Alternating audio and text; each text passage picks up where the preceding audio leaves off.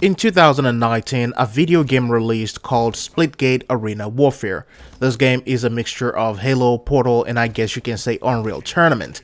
The game is free to play, and I remember hopping into this game back during its beta phase, and a lot of people even said this game might be an esports contender. The game has improved over the years to the point where it has even got a console release date. So let's take a look at Splitgate, at least for 2021 standards. For most games out there, it becomes a challenge when hopping into a game 2 years or at least even a year after release. Here on Splitgate, majority of the challenge is figuring out the Portal system.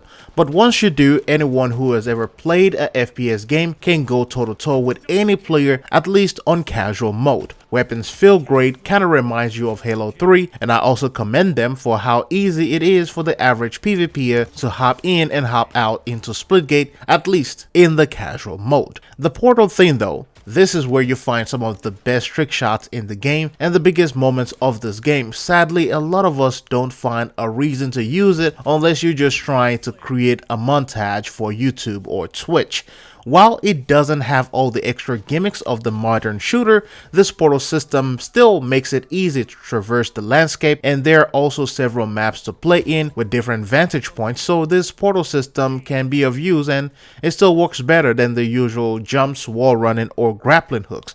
But you also have the double jump system and the long press thrusters, so your mobility is not always relying on the Portal system. In fact, the double jump system makes the Portal system almost pointless for a lot of gamers, because when you hop into this game you can just jump and find a sweet spot like I did and just wreck all casual players from afar, so the Portal system is really not as big as we expected it to be right now. So let's talk about the support, both technical and financial, because that is important in games like this. This game gets its balance and patches, updates, and not a lot of bug fixes like many others out there, and that is a good thing. The game is also coming to console, which says a lot about the development team. They're not giving up. UI has a simplistic design yet understandable design. Settings are catered to every need, and it is not graphically demanding at all. Even when playing on the highest of settings, you still get a very high frame rate. It has a seasonal system as part of their financial support model, pretty much expected for any game these days. They all come with a season pass or a battle pass. That's how they fund and manage the game. It has a credit and XP system that you earn from the season pass. You have those daily login rewards and so on. The credit system is called Disco Balls, or whatever they want to call it. You can buy this with real money, and this ranges from the $1 one to the $100, which is a really big one. The double edge of this though is how generous or stingy the reward system is. Would you have to grind your butt off to get anything worthwhile, or will you have to sacrifice your wallet to it? Splitgate is a mix of both. XP gain after each match is a little bit shaky. It is a reward system that mostly favors the devoted. What do I mean by this? Well, if you play several hours daily and you're a devoted player, then you will get something tangible out of it. Not a lot, but at least something tangible. But if it's the occasional hop in once a week, log in for 2 hours, then this system will not be rewarding to you as much.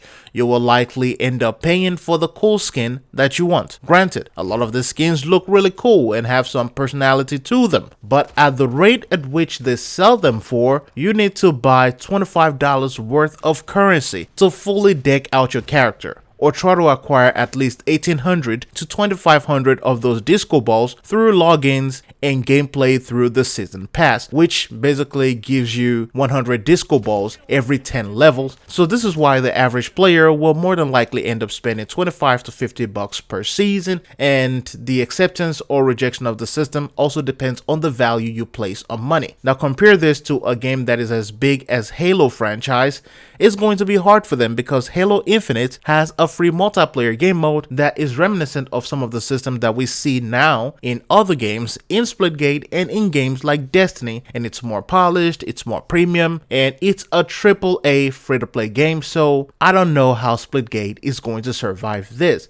It is hard to find players in Splitgate right now, even when Halo Infinite is not out. All-time peak was about 12,000 players on Steam, and that was when it first launched back in May of 2019. Right now, it's sitting at an average of 250 players a month, and that is not enough to survive the behemoth of other FPS games. I personally think the developers of this game should start looking at mobile options for their games because they might be able to generate more revenue in the mobile market, even survive what is coming out in fall of 2021. Anyways, let me know your thoughts about this down below in the comment section. Splitgate, of course, is a really nice game. It's a really great game to play. I enjoyed every single moment of it, but it's not going to hold you for that long when you have other premium and, I guess, a better experience out there. Thanks for watching.